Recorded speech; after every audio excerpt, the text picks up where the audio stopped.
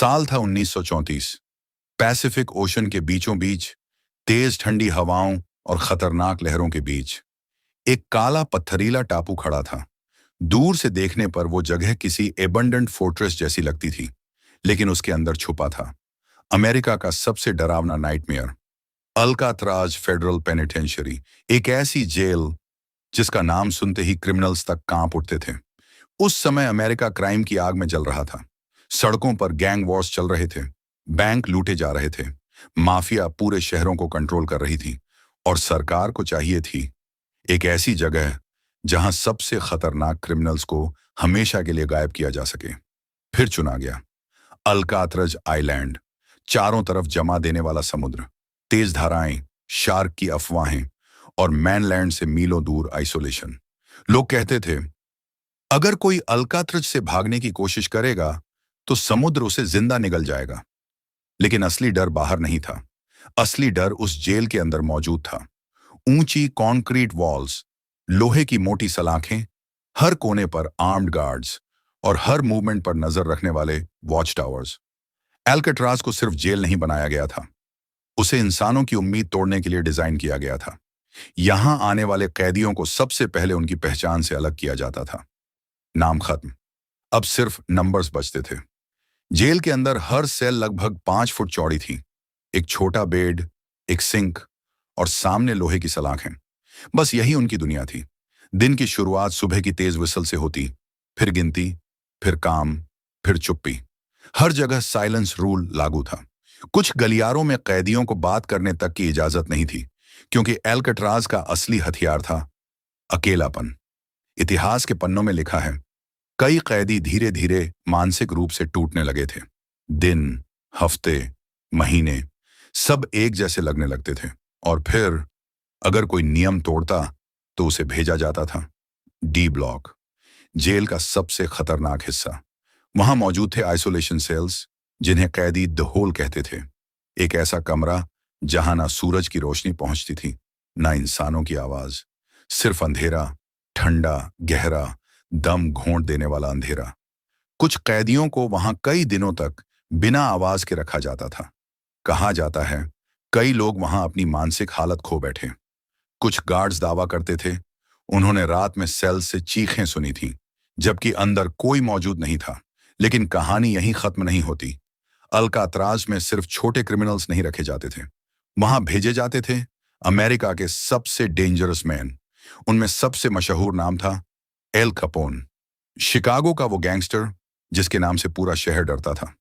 Luxury hotels, महंगी cars, armed bodyguards. उसकी जिंदगी कभी किसी किंग जैसी थी, लेकिन एल्काट्राज के अंदर सब खत्म हो गया। अब वो भी बाकी कैदियों की तरह एक छोटी सेल में बंद था। कहा जाता है धीरे धीरे उसकी मानसिक हालत खराब होने लगी। कुछ गार्ड्स ने बताया वो कई बार खाली दीवारों से बात करता था। जेल इंसानों को सिर्फ कैद नहीं करती थी, वो उन्हें अंदर से खा जाती थी। रात के समय पूरा आइलैंड और भी डरावना लगने लगता था। समुद्र की लहरें दीवारों से टकराती थीं।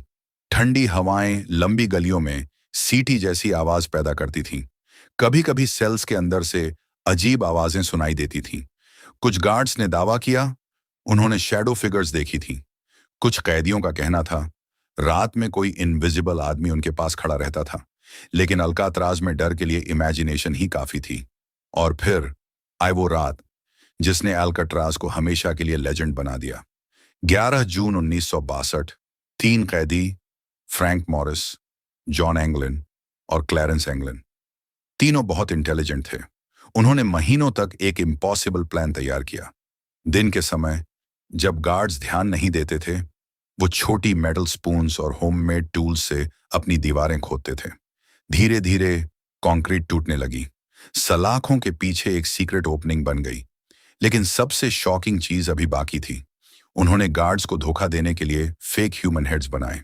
सोप, पेपर, पेंट और असली बालों से बने इंसानी चेहरे, इतने रियलिस्टिक कि रात में देखने पर वो असली इंसान लगते थे। हर रात वो फेक हेड्स बेड्स पर रख दिए जाते और गार्ड्स को लगता कैदी सो रहे हैं, जबकि असल में दीवारों के पीछे एक सीक्रेट एस्केप ऑपरेशन चल रहा था। महीनों तक उन्होंने वेंटिलेशन टनल्स के अंदर छुपकर काम किया। उन्होंने रेनकोट से एक होममेड राफ्ट बनाई। हर कदम पर मौत का खतरा था। अगर पकड़े जाते तो शायद जिंदा नहीं बचते।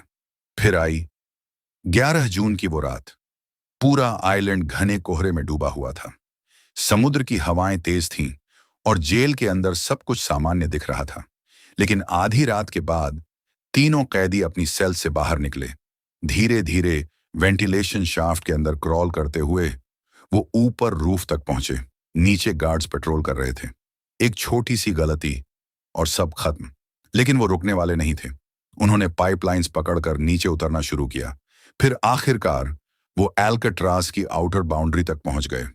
इतिहास में पहली बार किसी ने अल्काट्राज की दीवारों को पीछे छोड़ दिया था। लेकिन सबसे बड़ा खतरा अब सामने था। पैसिफिक ओशन, काला, बर्फ जैसा ठंडा और मौत से भरा हुआ समुद्र। उन्होंने अपनी होममेड राफ्ट पानी में उतारी। ठंडी हवाएं राफ्ट को हिला रही थीं। लहरें लगातार टकरा रही थीं और फिर तीनों अंधेरे समुद्र में गायब हो गए। अगली सुबह जब गार्ड्स ने सेल्स चेक की तो पूरा प्रिजन शॉक में चला गया। बेड्स पर पड़े थे वो फेक हेड्स, लेकिन असली कैदी गायब थे पूरे अमेरिका में।